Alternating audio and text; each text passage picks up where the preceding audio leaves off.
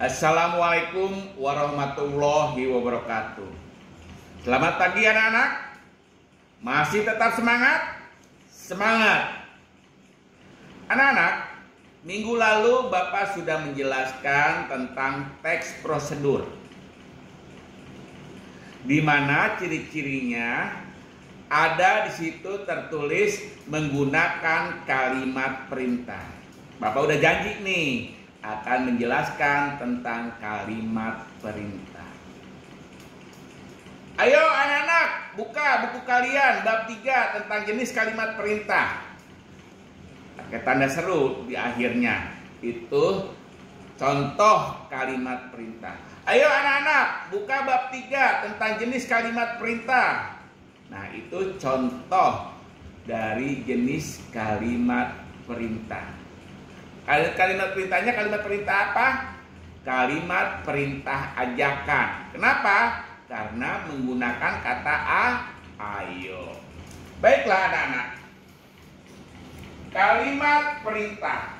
Pengertian dari kalimat perintah adalah kalimat yang mengandung makna meminta atau memerintah seseorang untuk melakukan sesuatu.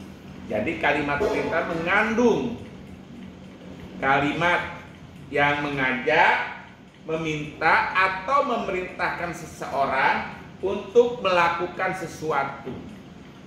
Itu kalimat perintah. Ya.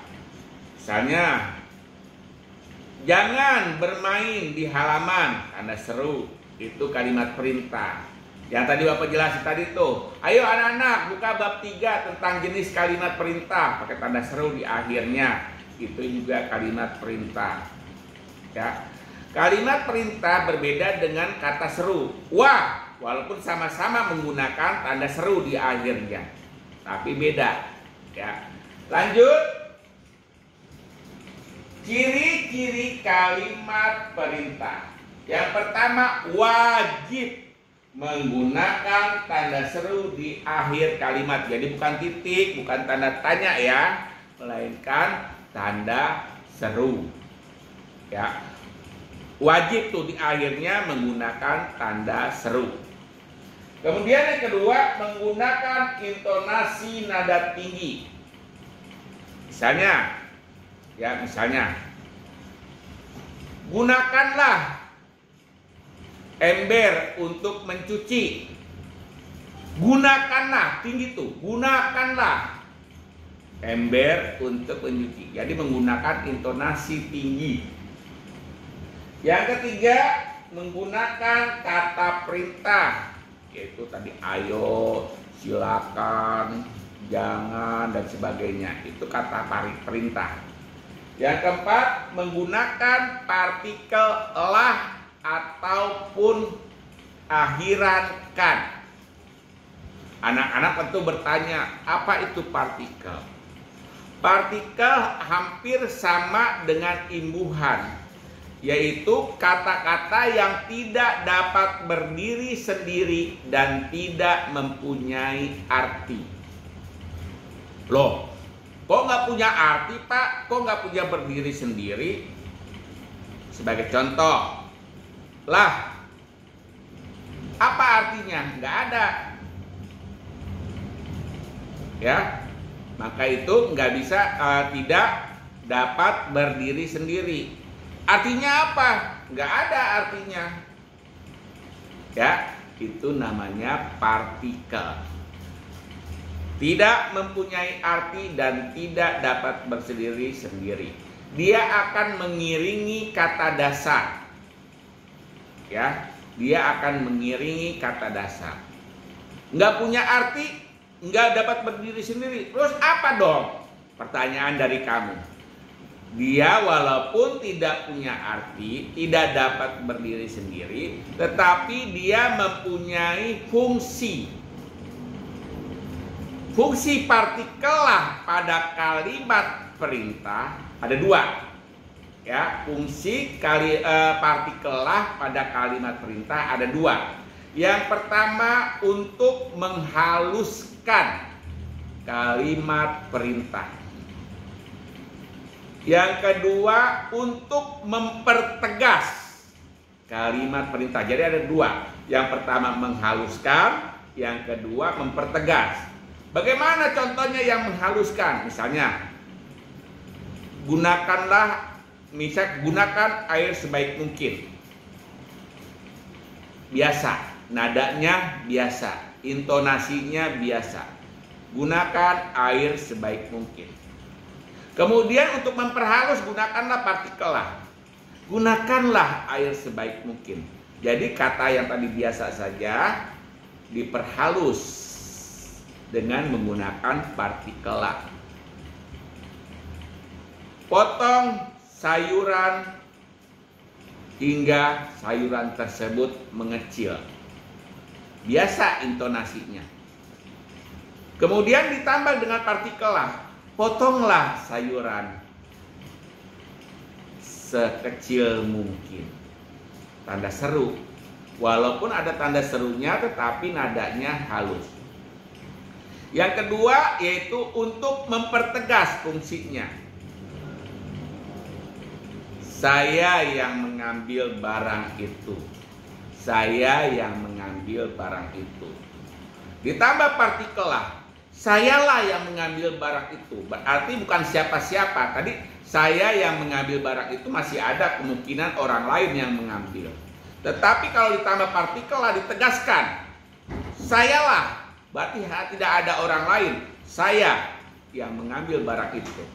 Pakai partikel lah, mempertegas kedudukan.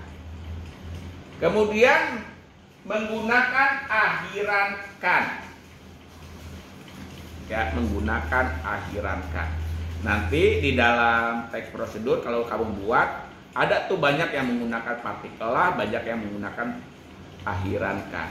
Untuk akhiran kan kamu bisa lihat di Google atau di literasi lain, kamu cari apa itu fungsi akhiran kan, apa arti akhiran kan setelah dirangkai dengan kata dasar. Yang kelima, memiliki struktur PS, predikat subjek. Ya. Menggunakan struktur kalimat PS, predikat subjek. Misalkan, gunakan air itu. Gunakan air itu. Ya. Gunakan predikat. Kenapa disebut predikat? Karena gunakan itu berjenis kata kerja. Air itu berjenis kata benda. Makanya disebut jabatannya predikat subjek. Potong kecil-kecil buah kentang tersebut. Potong kata kerja, oleh sebab itu dia jabatannya predikat. Kentang, ya potong kecil-kecil itu predikat. Kentang itu subjek. Lanjut, berikutnya jenis kalimat perintah. Ada kalimat perintah biasa yang isinya hanya menyuruh saja. Lakukan apa yang kamu bisa. Ada seru di belakangnya. Buka pintu itu. Itu namanya kalimat perintah biasa. Yang kedua, kalimat perintah ajakan yang tadi Bapak katakan, pakai menggunakan ayo, bisa mari, dan sebagainya. Kalimat berisi tentang ajakan dengan menggunakan kata ajakan seperti ayo, mari, dan lainnya. Contoh, ayolah berangkat ke sekolah. Mari kita belajar setiap hari. Yang ketiga, kalimat perintah mempersilakan. Ini rada halus sedikit ya intonasinya. Kalimat ini menggunakan kata persilakan di awal kalimatnya. Contoh, siswa baru silakan perkenalkan diri. Yang kedua, para hadirin dipersilakan untuk duduk. Anak-anak, di situ ada kata hadirin. Arti dari kata para di situ yaitu jamak, artinya lebih dari satu. Ya. para hadirin. Lanjut, yang keempat, kalimat perintah berupa larangan, yaitu kalimat ini berisi larangan yang biasanya menggunakan kata jangan. Misalnya, jangan tidur di kelas. Jadi kata jangan dan dilarang. Dilarang buang sampah sembarangan. Ya, jadi menggunakan kata jangan dan dilarang. Lanjut. Yang kelima, kalimat perintah berupa permintaan, yaitu kalimat yang berisi tentang permintaan atau permohonan. Contoh, mohon untuk yang belum mengerjakan tugas segera dikerjakan. Yang kedua, diminta para hadirin untuk berdiri. Lanjut, kalimat perintah berupa saran. Nah, ini ada agak halus, lebih halus lagi nih, karena dia hanya berupa saran. Berisi tentang saran yang menggunakan kata sebaiknya, seharusnya, dan lainnya. Nah, ini biasanya banyak digunakan dalam teks prosedur. Contoh, seharusnya kamu tidak datang ke sini. Yang kedua, sebaiknya kamu belajar lagi agar dapat nilai bagus. Lanjut. Kalimat perintah sindiran, yaitu kalimat yang berisi sindiran untuk orang lain agar orang lain melakukan sesuatu. Makananmu belum habis, harusnya tanda tanya di situ kan, tetapi ini kalimat perintah, oleh sebab itu menggunakan tanda seru. Nah, makananmu belum habis itu sindiran, artinya ya, kamu stop makan, itu sindiran, jangan makan terus. Yang kedua, minum susunya masih utuh. Ya, minum susunya masih utuh, artinya kamu banyak sekali minum susu. Itu disindir sama orang. Minum susunya masih utuh. Lanjut. Kalimat perintah berbentuk berita. Kalimat ini berisi tentang kalimat berita yang di dalamnya mengandung suruhan. Contoh, saya merasa dihargai jika saya diundang ke acara Anda. Saya merasa senang jika kau datang ke rumahku. Ini kalimat perintah atau disebut juga kalimat perintah sebab akibat, ya anak-anak. Oke, lanjut. Cara memperhalus kalimat perintah. Nih, kalimat perintah kan tadi nadanya keras tuh, ya. Maka gunakanlah partikel lah dan sebagainya. Gunakan kata penghalus seperti tolong, mohon, dan lainnya. Contoh, tolong bereskan kamarmu, itu di akhirnya pakai tanda seru ya, bukan tanda titik ya anak-anak. Penulisnya lupa. Gunakan partikelah pada predikatnya. Contoh, gunakanlah itu predikat ya. Uang itu subjek dengan sebaik mungkin, itu pelengkap atau keterangan cara ya. Gunakanlah predikat, uang itu subjek dengan sebaik mungkin keterangan cara. Ubah kalimat ke dalam bentuk kalimat tanya. Contoh, sudahkah kamu mengerjakan tugasmu? Jadi dari kalimat perintah diperhalus menggunakan kalimat tanya, jadinya pakai tanda tanya. Gunakan kalimat yang berbentuk berita. Nah, baru di sini pakai tanda titik anak-anak. Saya kira itu kurang cocok dipakai denganmu. Ya, demikian cara memperhalus kalimat perintah. Lanjut. Demikianlah anak-anak ya. Tolong tugas untuk kali ini kalian mencatat ya, kalian mencatat apa yang sudah tadi Bapak terangkan.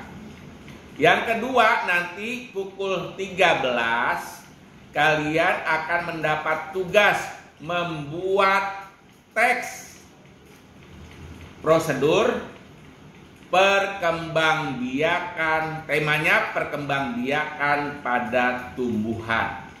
Bisa judulnya, bisa mencangkok tanaman mangga, Misalnya bisa mencangkok tanaman jambu, cara mencangkok tanaman mangga, cara mencangkok tanaman jambu, atau cara mengpopulasi tanaman mangga arum manis dengan tanaman mangga apa, ya, atau misalnya cara menstek tanaman apa. Ya, nanti pukul 1 atau pukul 13 akan wali kelas share ke kamu. Demikian anak-anak penjelasan dari Bapak. Terima kasih. Semangat. Assalamualaikum warahmatullahi wabarakatuh.